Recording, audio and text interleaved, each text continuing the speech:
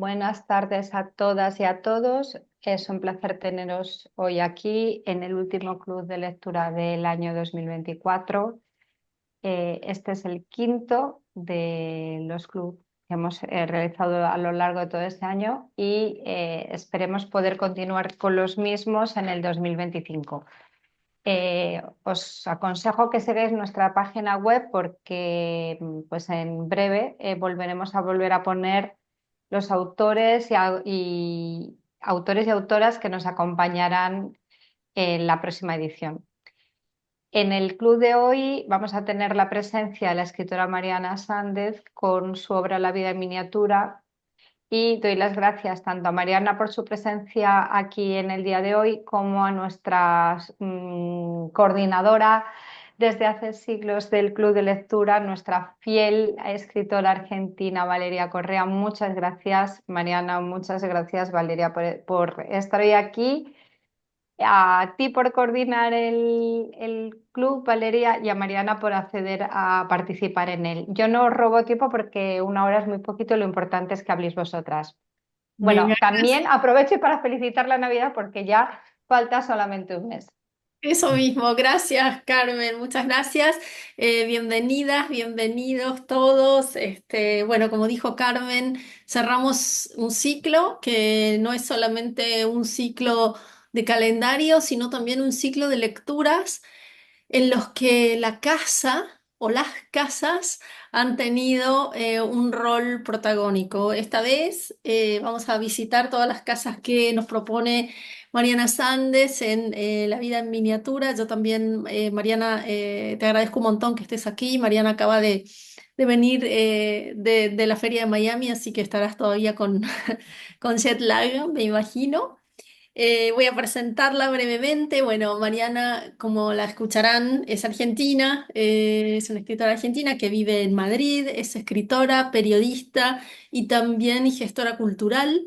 Estudió letras en Buenos Aires y luego literatura inglesa en Manchester y tiene también un doctorado en teoría literaria y literaturas comparadas en la Universidad de Barcelona.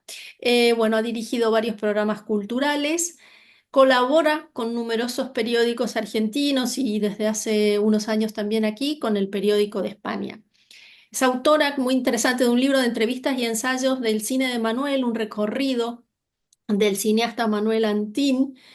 Y a Mariana yo la conocí, también es autora de cuentos. Yo la conocí con una novela que me encantó, que es Una casa llena de gente, que en apariencia diría que es la novela anterior de Mariana, pero digo en apariencia, ahora les contaré por qué. Y bueno, hoy nos reúne aquí La vida en miniatura, que es, por lo menos en el orden de publicación, su segunda novela. Eh, Mariana, bienvenida, gracias. Muchísimas gracias a ustedes, al Instituto Cervantes de Milán y a vos, Valeria, que, bueno, que te vengo siguiendo hace mucho, que por suerte nos conocimos desde que estoy acá en Madrid bueno, encantada de participar hoy de este encuentro con ustedes. Muy contenta. Bien, les recuerdo a todas y todos los que están aquí que las preguntas, por favor, que los micrófonos los mantengamos cerrados, que el encuentro se graba, que los que no quieren que su cara salga en el canal de YouTube del instituto dejen las cámaras apagadas y que las preguntas al chat, que yo se las voy a pasar a Mariana para evitar el acople. Em, la novela empieza, como sabrán, con un doble viaje. El viaje de Dorotea, que vuela a Londres con sus padres para visitar a su familia. Dorotea es un personaje encantador, que uno apenas lee un par de páginas, no sé, por lo menos esa fue mi experiencia, ya tiene una enorme empatía con este personaje que pasa por la vida de puntillas, ¿no? Decía que es un doble viaje porque luego de que su familia, sus padres, regresan a Buenos Aires con Mary LeBon, Dorotea empieza un viaje que la lleva por distintos pueblitos ingleses a ocupar casas ajenas y a cuidar mascotas ajenas. Em, la primera pregunta que le quiero hacer a Mariana tiene que ver con un fragmento que dice así. A Dorothea Dodds, una amiga de mi abuela, llegué a tratarla un poquito. Para mamá fue una especie de segunda madre, dispuesta a dar toda la generosidad y calidez que mi abuela se reservaba.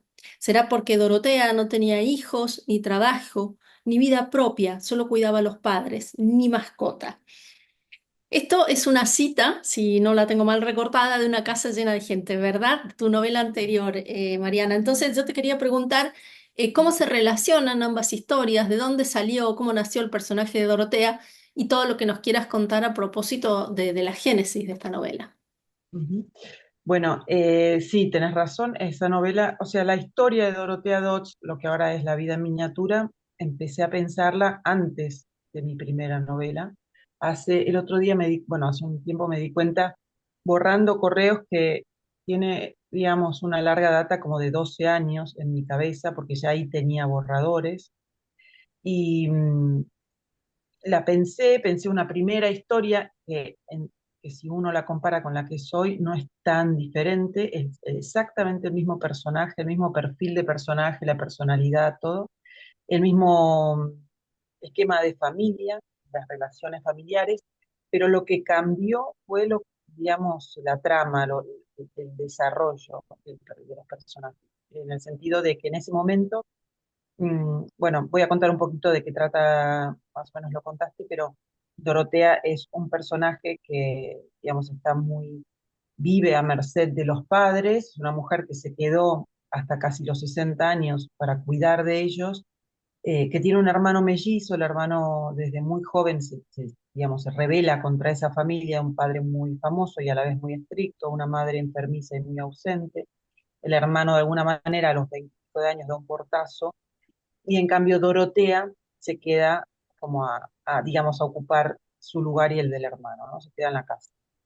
Y inicialmente, hace 12 años, cuando lo imaginé, ya tenía el nombre también de ella, siempre me acompañó todo este tiempo, y pensaba, digamos, que los padres quizás ya estaban muertos en ese momento, y ella cuidaba la obra del padre, se dedicaba a eso, a la gestión, pero en Buenos Aires, sin moverse de su casa, y que un buen día veía un aviso en el que pedían una secretaria para un investigador y ella se quería presentar, pero no sabía cómo hacer porque nunca había trabajado, nunca había salido de la casa para trabajar. Em, lo que cambió ahora, o en los últimos años, fue que en lugar de quedarse en Buenos Aires, lo que ella hace es durante un viaje a Londres, porque su padre es inglés, va con los padres por la muerte de un familiar, y una vez en Londres, la prima, Mary LeBone, le sugiere que para liberarse de un montón de ataduras, también una amorosa que tiene, eh, se dedique a cuidar casas y mascotas en la campiña inglesa y que ella va a volver, o sea, Mary LeBone, la prima, va a volver a Buenos Aires a ocupar su lugar. Entonces hacen como un intercambio de roles, ¿no? Mary de Londres va a Buenos Aires y Dorotea de Buenos Aires se queda en Londres.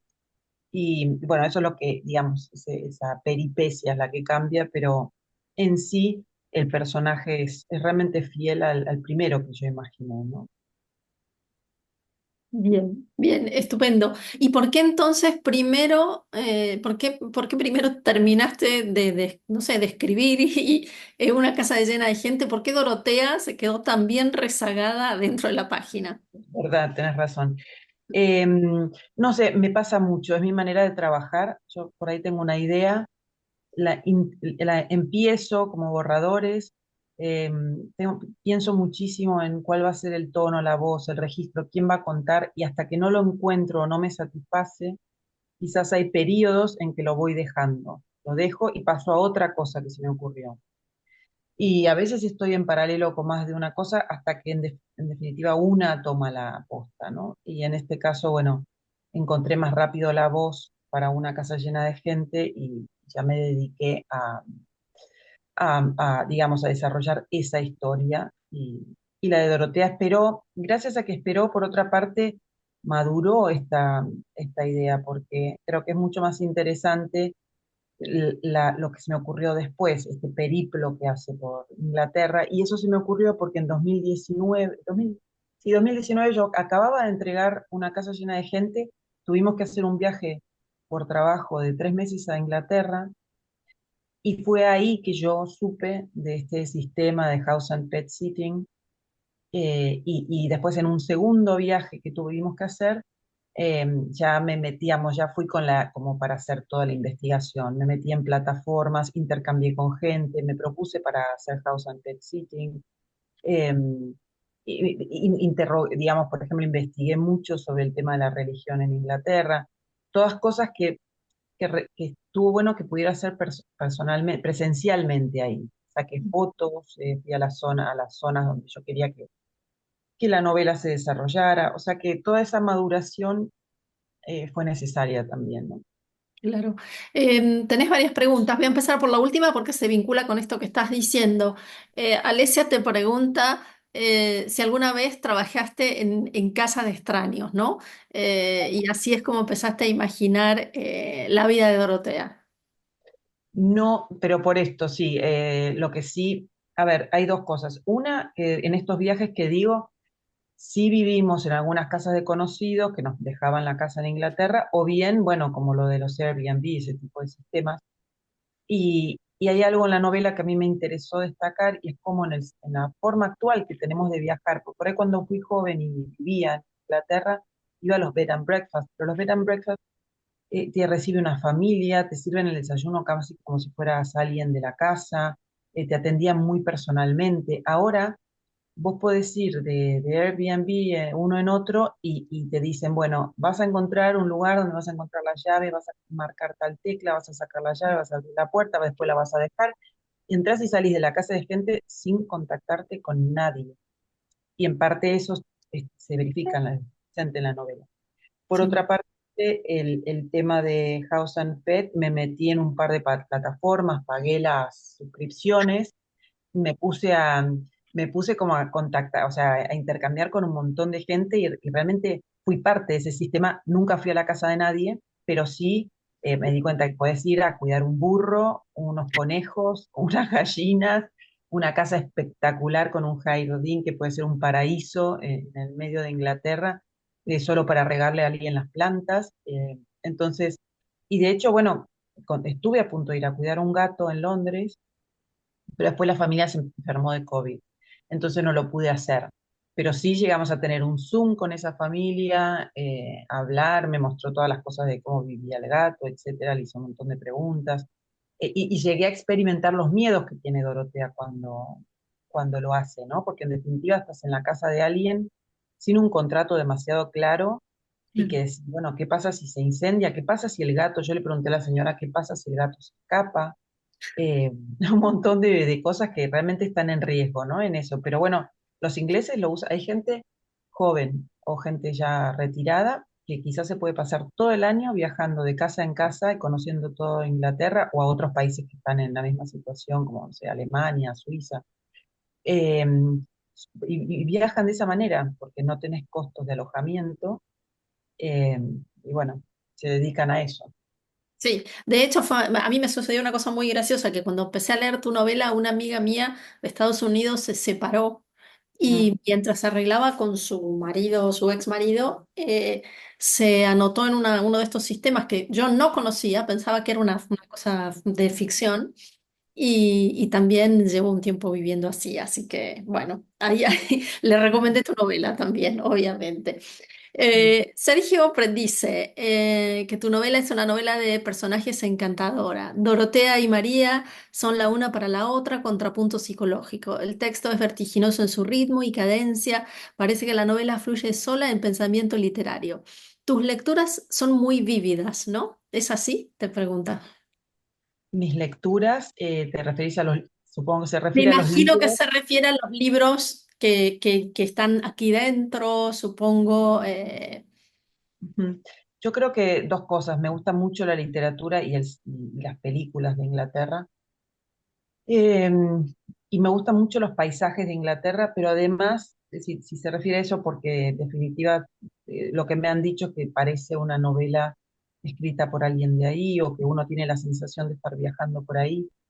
Eh, y creo que, digamos, el haber estado, el haber vivido, el conocer los paisajes, pero por otro lado también investigué bastante lo que es la arquitectura inglesa, o sea, en pandemia me dediqué a meterme ¿no? En todos los sitios donde había clases sobre literatura, arquitectura inglesa, o después, bueno, hacía copy-paste de casas que me gustaban, buscaba las imágenes y me armaba mis propias casas para Dorotea. Entonces creo que se combinan las dos cosas. Por un lado, la literatura en sí, que he leído de novelas inglesas, etcétera, y por otro, el haber investigado. Sí. Yo también pienso, ¿no? No lo sé si es la intención de Sergio, pero hay como un linaje literario, ¿no? Como un homenaje, supongo, en las citas, ¿no? En las cuales cada apartado de la novela, cada sección, aparecen personajes muy ingleses, ¿no? O muy de la tradición inglesa, no solamente de habla inglesa, digo, no solamente geográfica, ¿no? Porque está también, por ejemplo, Emily Dickinson, está Beatrix Potter o Virginia Woolf en Emily Dickinson y de repente aparece María Negroni, ¿no? Que es un personaje, Mm. escritora súper argentina. Claro, quería poner a alguien, bueno, en realidad fue porque encontré ese texto de María y me encantó y lo quise poner, pero digo, también pensé que bueno que haya una presencia argentina de escritora, ¿no? Pero sí, tiene mucho que ver con un libro al que yo agradezco al final, que es Hijas Escritoras de Maggie Lane. De ahí vienen en parte esas citas o esas autoras que cito, porque ella se dedica en ese libro a, digamos, hacer una selección de escritoras de habla inglesa, y que son 7 inglesas y Emily Dickinson, y lo que hace es un recorte por el cual analiza la relación de la autora con su obra a partir del vínculo que mantuvieron con sus padres hombres, de cómo esos vínculos, el padre por sobrepresencia, omnipresencia, y la madre por ausencia, de alguna manera son el caldo de cultivo para que esas escritoras terminen siendo lo que son o terminan escribiendo lo que hacen, ¿no? Y yo me lo leí mucho ese libro. Entonces, en definitiva, hay como, digamos, está abajo, está en la superficie, está por en las entrelíneas de la novela. Algo de eso, ahora te voy a seguir pasando preguntas del público, ahora algo de eso también, ¿no? Con la presencia de un pintor, Ujú, creo que es un poquito injusto, que ha sido un poco injustamente relegado, ¿no? Que yo hoy colgaba algunas pinturas en Instagram. Se trata de Lowry, ¿no? Un personaje que también tiene una historia, no sé si querés contar algo vos de él, que me ujú. imagino que no es casual, no es solamente porque sea inglés que lo pusiste allí. No, no, a mí me gustó mucho su pintura cuando estuve en un viaje y la verdad, bueno, encima era en Manchester, la zona de Manchester donde yo más tiempo pasé. Pero lo que más me llamó la atención en su momento fue que se lo llamara el pintor de la soledad. Me gustó mucho eso asociado a cuando uno ve las imágenes, que por ahí son imágenes súper populosas, que están llenas de gente, pero que esa gente está sola, ¿no? O sea, por más que estén rodeados de otras personas, otros iguales. Y entonces habla de una época y de una manera de que en su caso tiene que ver con la industrial, con ese ir y volver del trabajo de manera frenética, donde uno después realmente no establece contacto con nadie, sino que es parte de una gran maquinaria social. Y después, bueno, la verdad es que una vez que lo puse en la novela, tuve que estudiarlo, investigarlo más para ver si Robert Dodds, que es mi personaje, había sido discípulo de Lowry. Quería ver cuál era el derivado de la obra de Robert Dodds en tanto que discípulo. Entonces, para eso tuve que investigar a Lowry, y al investigarlo me pasó algo maravilloso, y es que me di cuenta que él es Lowry, es casi como a ver, otra figura muy similar a Dorotea Dodds. O sea, tiene una historia muy similar, es como su anverso, ¿no? Y ¿por qué? Porque cuando la madre o los padres de Lowry iban a tenerlo, él iba a nacer, la madre estaba obsesionada con que él fuera mujer. Fue a fines del siglo XIX. Y cuando nace y verifican que es hombre, la madre inmediatamente lo rechaza. Y a partir de ahí, toda la historia del chico es tratar de ser querido por la madre, que es a la inversa lo que le pasa a Dorotea, ser querida por el padre, ¿no?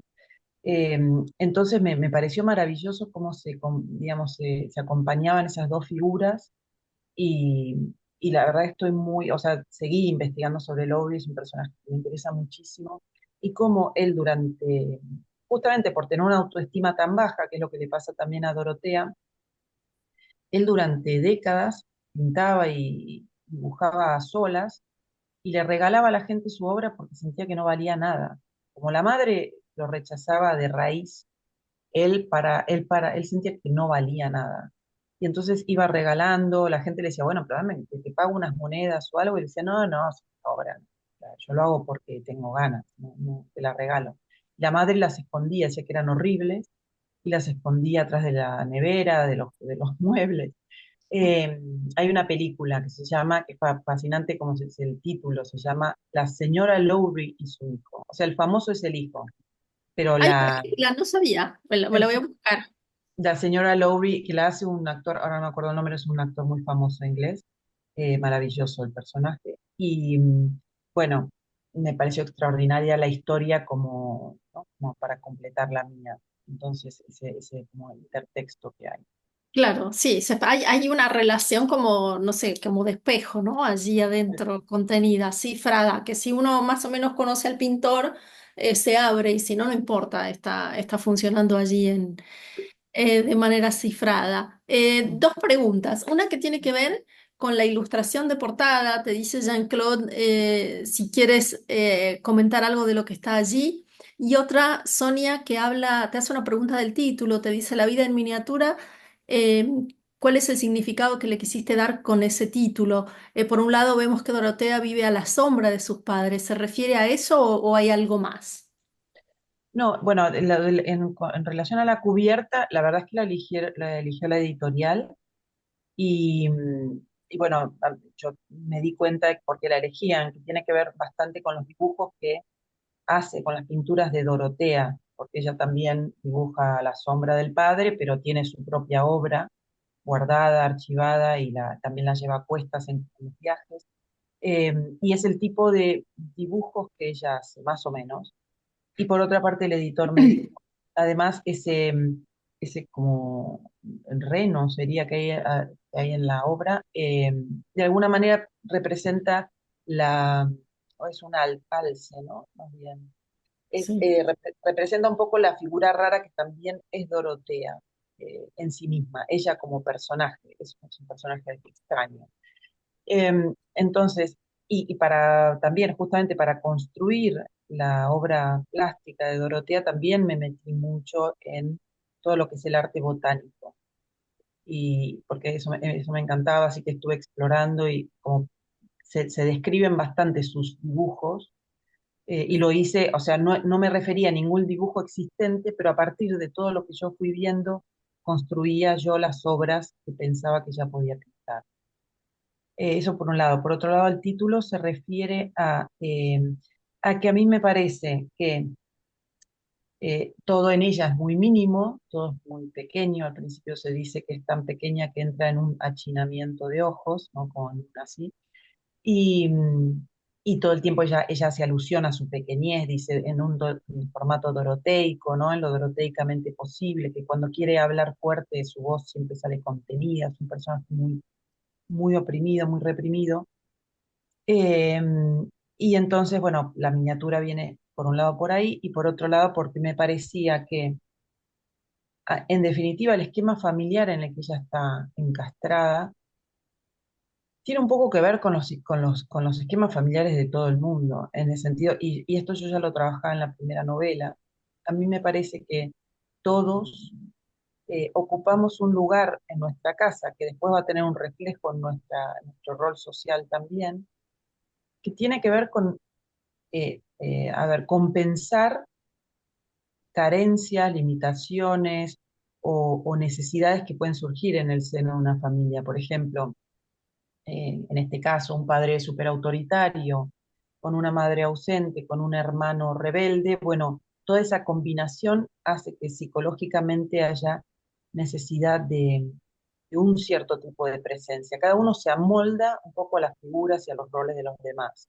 Y bueno, entonces me parecía que en ese sentido la vida en miniatura de alguna manera nos representa a todos, ¿no? Que como una pequeña muestra ínfima, como si pusiéramos la lupa en una casa, pero que podría ser cualquier casa de la humanidad y en todas encontraríamos funcionamientos similares, con casos distintos, con estilos diferentes, pero de algún modo un funcionamiento que es un poco arquetípico, ¿no?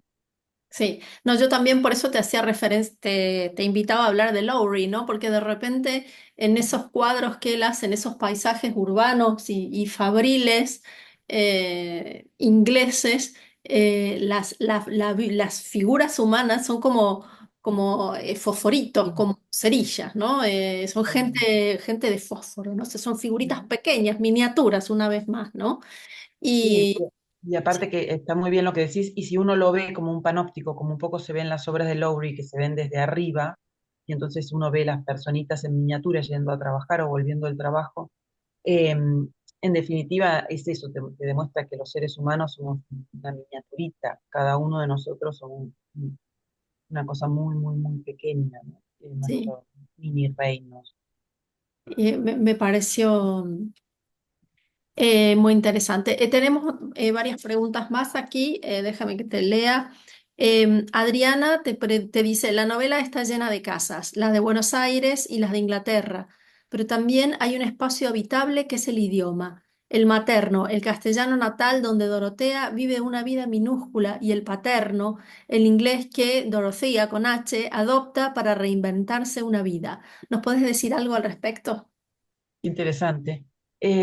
Sí, bueno, es un tema que me interesa muchísimo, el de las lenguas, los idiomas y cómo nos atraviesan en nuestra vida cotidiana y en nuestra vida en el amplio sentido, porque vivir, incluso ahora que vivo en España, esto es algo que hemos hablado mucho con Valeria y con otras escritoras, digamos que de alguna manera nos hemos desarraigado de la Argentina y arraigado en España, empiezas a ver cómo incluso el español también representa, dentro del español hay una especie de bilingüismo, porque uno todos los días tiene, como dice Silvia Molloy, una lengua fantasma, una palabra y su sombra, porque yo cada vez que digo nevera estoy pensando en heladera y si digo heladera voy a pensar en nevera, o sea, siempre hay una especie de traducción simultánea en nuestra manera de funcionar absolutamente todos los días y al escribir esto también ocurre.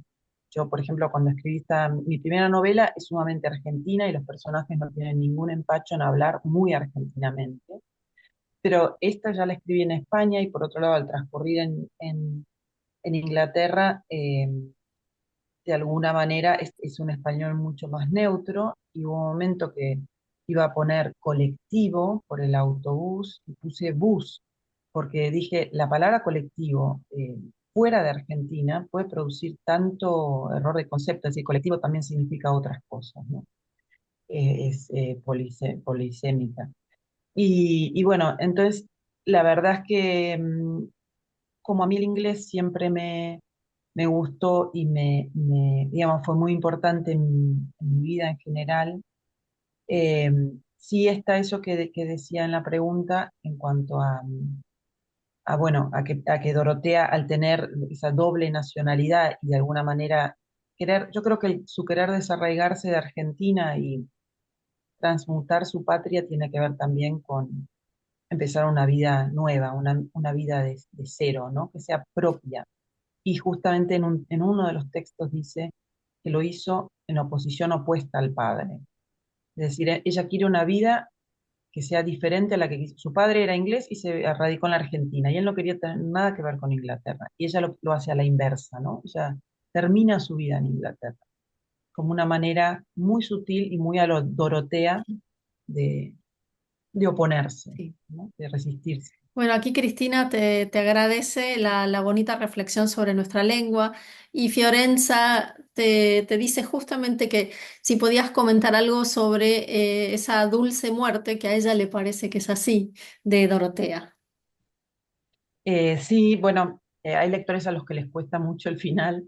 Me A mí lo, yo no quería yo que mato a todo el mundo, no quería que mates a Dorotea. sí, me lo dicen muchísimo. La verdad es que desde la primera concepción de la novela, cuando ella se quedaba en Buenos Aires, para mí esa novela, aún que toda la trama fuera diferente, Dorotea terminaba así en el sillón de su casa.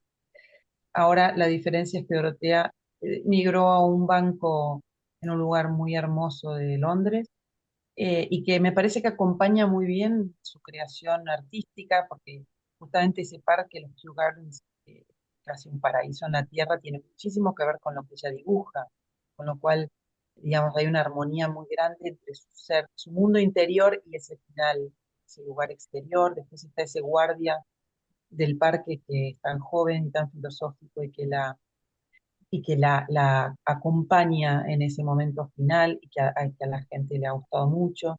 Sí, también dice Cristina Las Flores en el banco.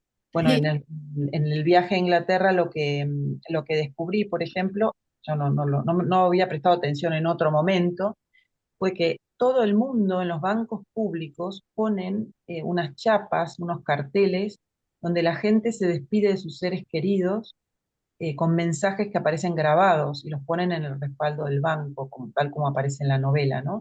Entonces hice todo un recorrido donde iba leyendo esos mensajes de despedida y era maravilloso. O sea, uno puede hacer como una colección de esas despedidas. Me pareció muy original. Una O sea que antología bancaria. sí, hay una poesía de banco.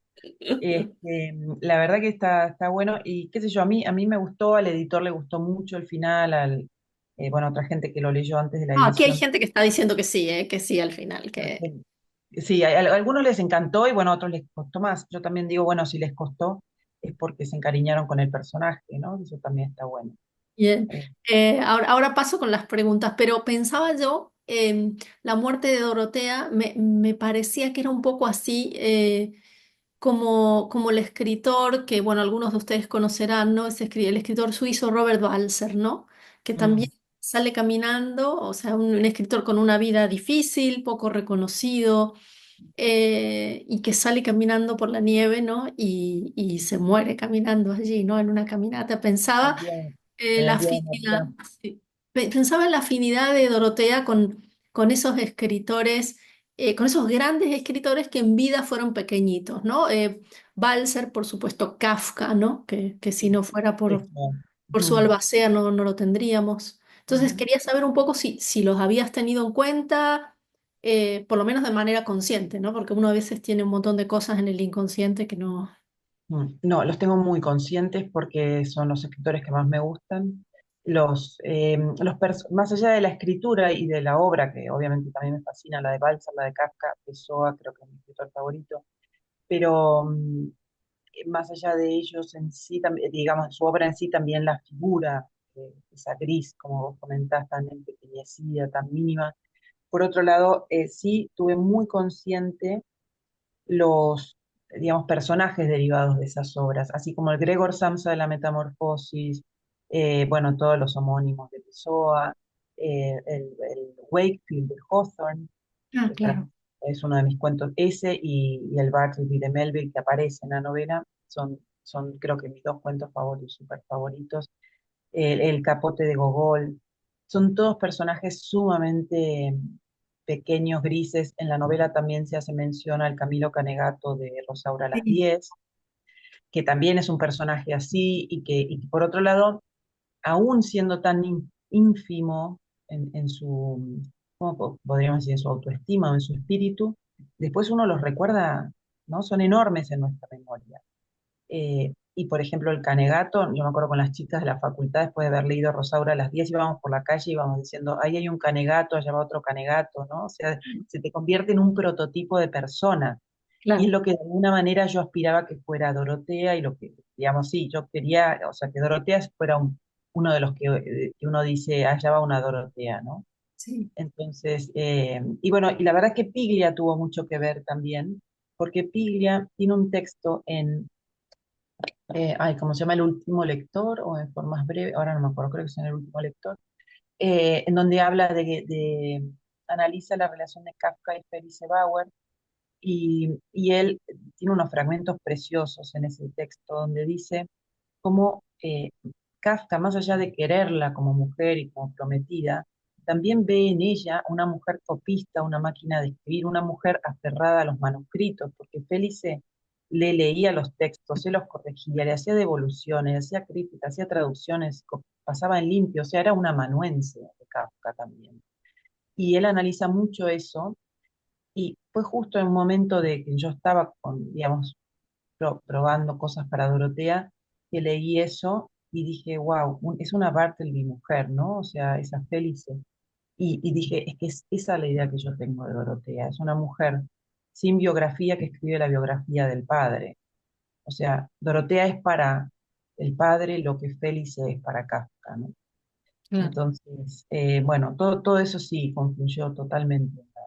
Y Lowry, o sea, Lowry también es igual que Pessoa, Balzer, Kafka y todos, igual que ellos. Claro.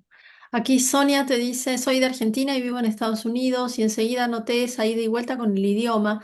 Muchos aspectos de las familias argentinas se muestran en la familia de Dorotea, especialmente por el valor que le dan a su hermano Enrique. Él puede hacer todo, desarrollarse, escaparse y expresarse como se le ocurra. Mil gracias por esta miniatura de historia, te dice. No sé si querés comentar algo de Enrique, porque todavía no dijimos nada de él, ¿no? Sí,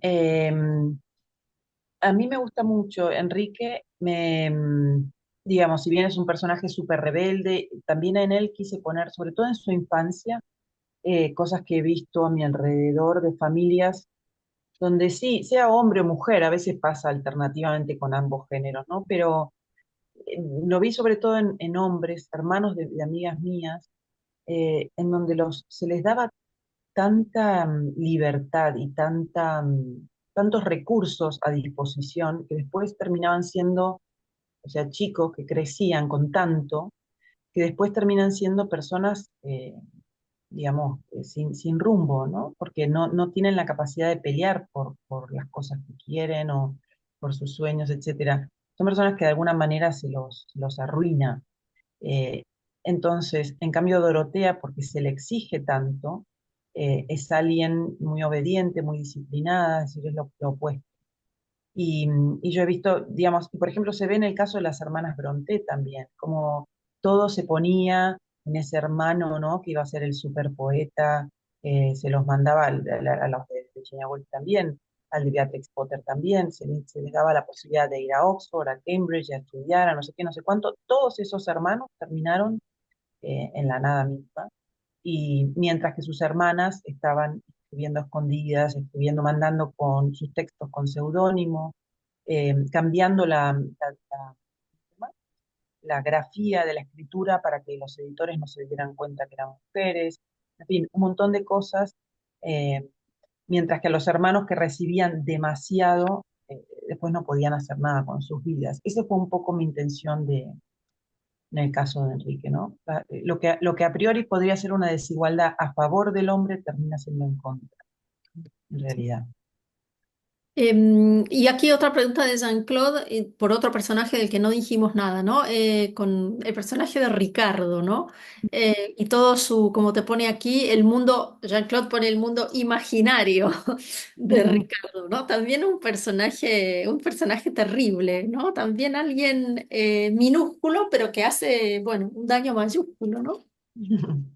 Sí, la verdad es que, bueno, tenía toda la historia de Dorotea en la campiña, su peregrinación por Inglaterra, etcétera, y me faltaba como una especie de tensión amorosa, me faltaba un amor en la Dorotea. Entonces, bueno, un día me acordé de una relación que yo había conocido, de una pareja que se mantenía en la clandestinidad porque él estaba casado y ella no, pero entonces se mantuvieron en la clandestinidad, no sé, decenas de años, y yo me preguntaba cómo era posible que eso no saltara, o sea, como nadie digamos, lo ponía en evidencia.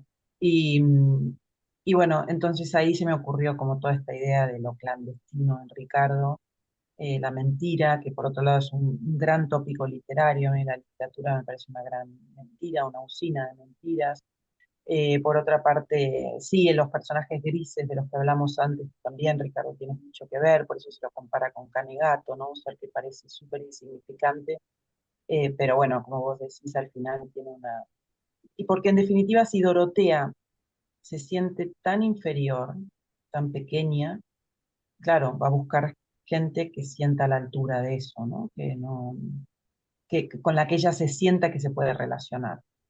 Sí. Tiene que ver con un sentir de pequeñez muy grande y hace que se busque un alguien similar o peor, mucho peor, tal vez.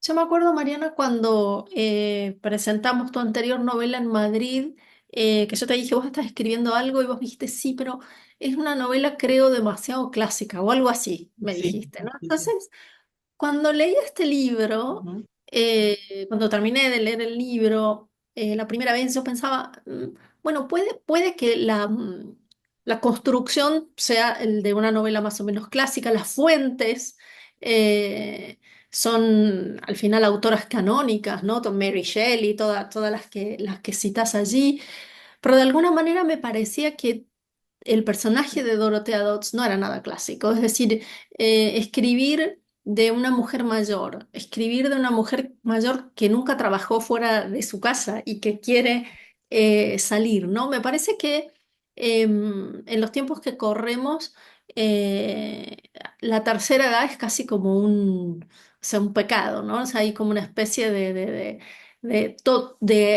elogio excesivo a la juventud. Y me pareció nada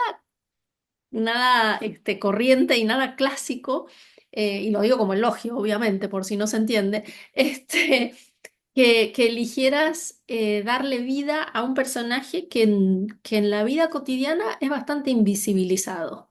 ujú. Sí, eso me lo dijo mi editor, que le gustaba mucho, que le parecía original, y la verdad es que yo tengo como una atracción muy fuerte por la vejez en general, o sea, que quiero decir como tema, ¿no? O sea, tengo mucha facilidad, me ha pasado en los cuentos, me ha pasado, bueno, en la Granny de la otra novela, ¿te acordás? Sí. Que a vos te había encantado. A mí me encantó ese personaje también. Sí, es un personaje que gustó mucho, pero yo creo que es porque tengo esa facilidad para relacionarme con la vejez. Yo siempre tuve amigos viejos, fui muy pegada a mis abuelas, por eso le dedico la novela a mis abuelas, y porque de alguna manera, quizás justamente porque ellas fueron muy importantes en mi vida, yo me di cuenta de hasta qué punto existía esa invisibilidad o ese aislamiento de la gente mayor. O sea, cuanto mayor, más aislado. Y cuando uno más necesita gente y más necesita trabajo. Ahora escribí también una obra de teatro que tiene que ver con una pareja de 80 y pico. Eh, es un tema que me atrae mucho y que en el que me resulta fácil trabajar. eh, Tal vez lo he observado, ¿no?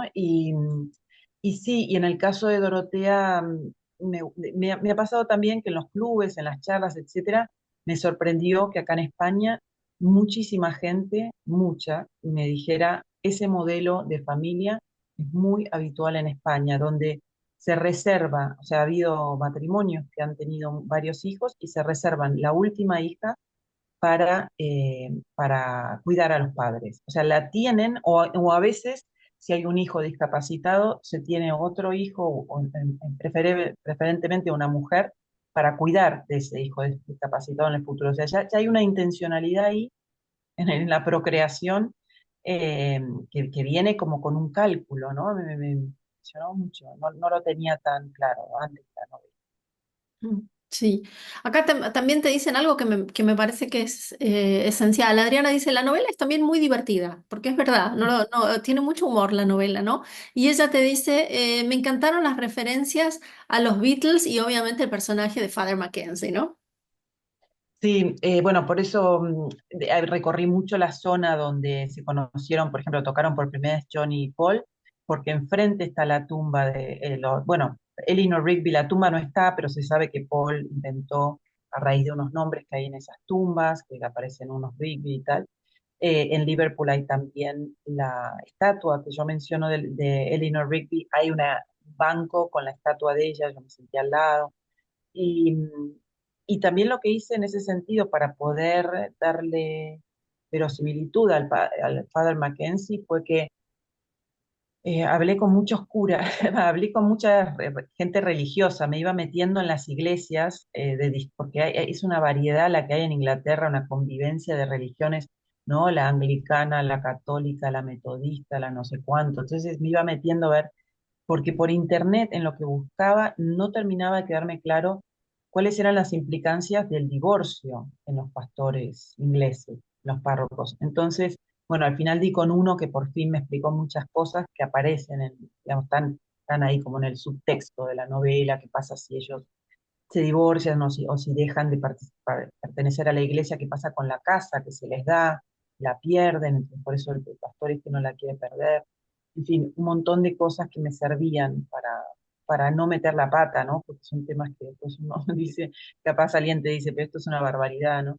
Eh, y bueno, toda esa investigación está. Y Father Mackenzie y Eleanor Rigby a mí siempre me parecieron, bueno, el texto de la canción siempre me pareció que representaba un grado de soledad que pocas veces he visto. O sea, a mí me parece que en un texto tan económico, tan conciso como el de esa canción, se ve, es tan palpable lo que es la soledad de esos dos seres, ¿no? Entonces, me interesaba mucho, está el tema de la soledad en la novela, lo dije antes con Lovey, está en Dorotea. eh, bueno, a Mary al final le puse como digamos, una luz hacia el futuro, que es la posibilidad de que tenga nietos, porque no la quería, o sea, Mary es un personaje que me gusta tanto que no quería que quedara, digamos, que al perder a Dorotea, digamos, lo pierda todo, entonces le queda esa esperanza de tener nietos, ¿no? Sí, acá Cristina te dice, dijiste que Dorotea busca a Ricardo. Yo pensé que se lo encontraba para su desgracia y te dice, se merece un pastor inglés. Bueno, mucha gente me dijo que parecía como que podía haber habido una relación con el Father Mackenzie y la verdad que sí, lo que pasa es que me parecía muy obvio, entonces no me quise meter ahí, pero sí, digamos, dejo implícito que hay una atracción entre Dorotea y el Padre Mackenzie, ¿no? Así que sí, Bien. algo pasó sin pasar entre Eso te ellos. iba a decir, puede estar ahí de manera elíptica y para imaginación de los demás. Totalmente. Y alguien me dijo que podía ser, o sea, como que también ella ve en el padre Mackenzie lo que no tuvo en su padre, ¿no? Hay un desplazamiento, hay una proyección. Qué bueno, sí. Hablamos, bueno, un poco de las otras, de las influencias, ¿no? Que están en este libro, obviamente las influencias literarias que ya comentamos un poco, las influencias pictóricas, el universo Beatle, pero también hay unas canciones compuestas aposta, digamos, para este libro, ¿no? Háblame así un poco de este experimento multiartístico, digamos, este proyecto. En realidad, bueno, en ese viaje, en el segundo a Inglaterra, cuando ya tenía muy claro que Dorotea, Mary LeBone, en realidad se pronuncia Marylebone porque es el nombre de un barrio, una estación en Londres. Yo lo que Ah, hice fue, yo lo corté, dice Mary LeBone, pero se escribe todo junto y se pronuncia Mary. Y entonces con esos nombres ya creados, en ese viaje mi marido y mi hija, que los dos son músicos, empezaron a armar, o sea, como un ritmo musical y armar una canción.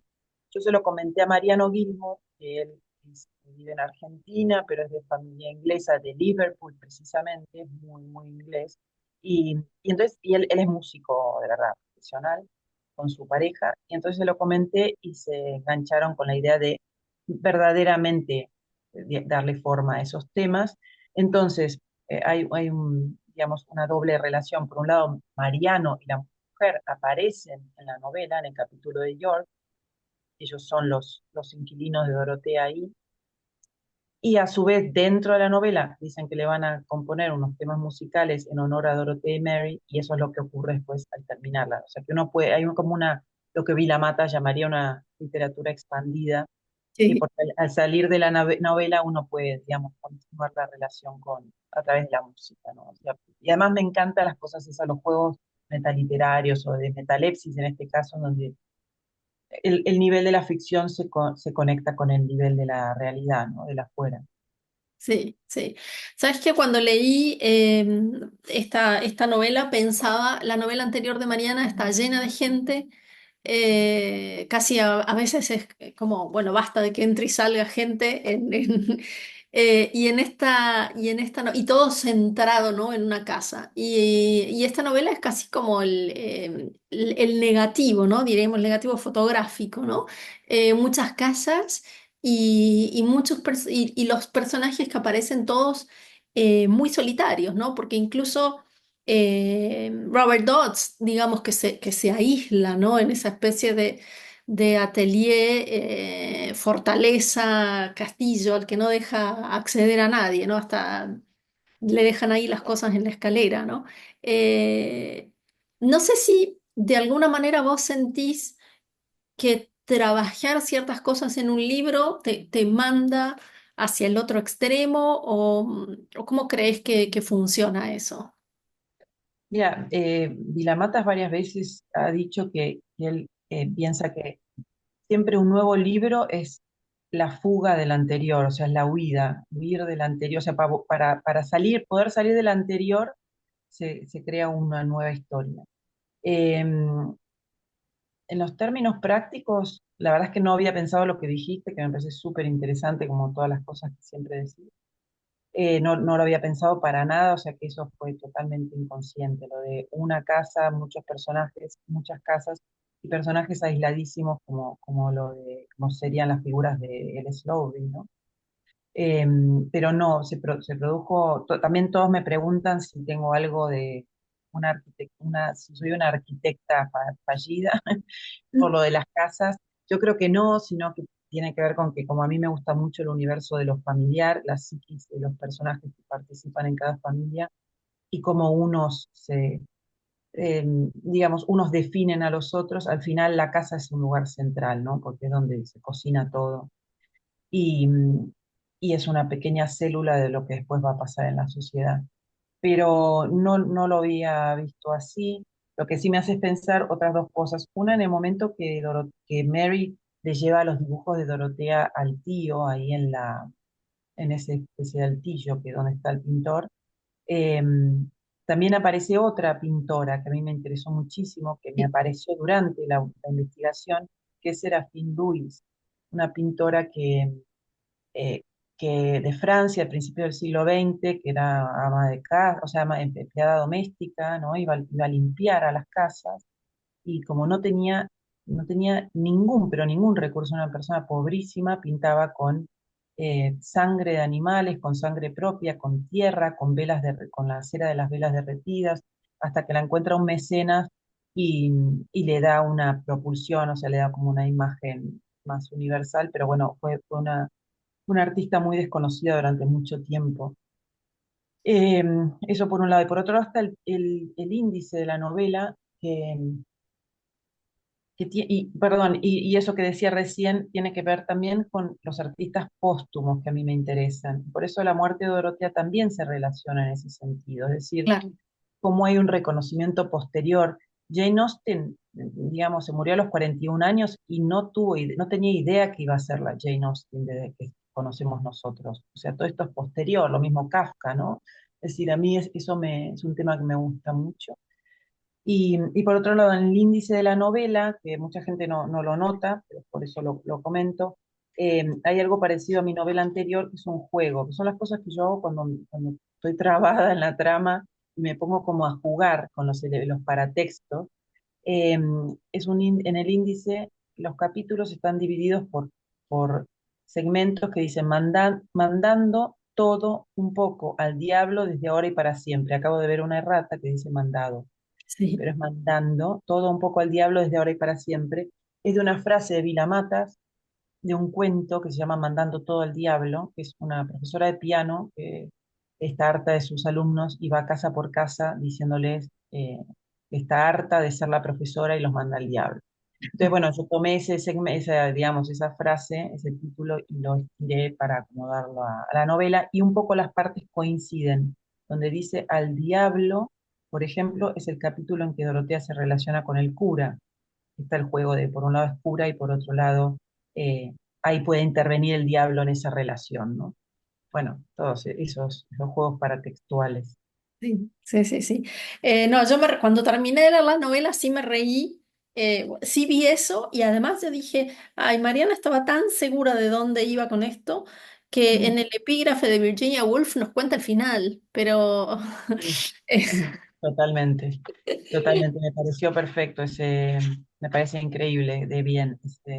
a mí me gusta mucho la idea me hizo acordar al cuento La noche boca arriba Mm, de Cortázar, que él tiene un epígrafe que dice, le decían las guerras floridas, ¿no? Y entonces yo digo siempre, qué osadía cuando un autor o una autora en el epígrafe te está contando el final y en Ujú. la plena confianza de que te puede hipnotizar y hacerte olvidar de alguna manera de lo que está encriptado en ese epígrafe.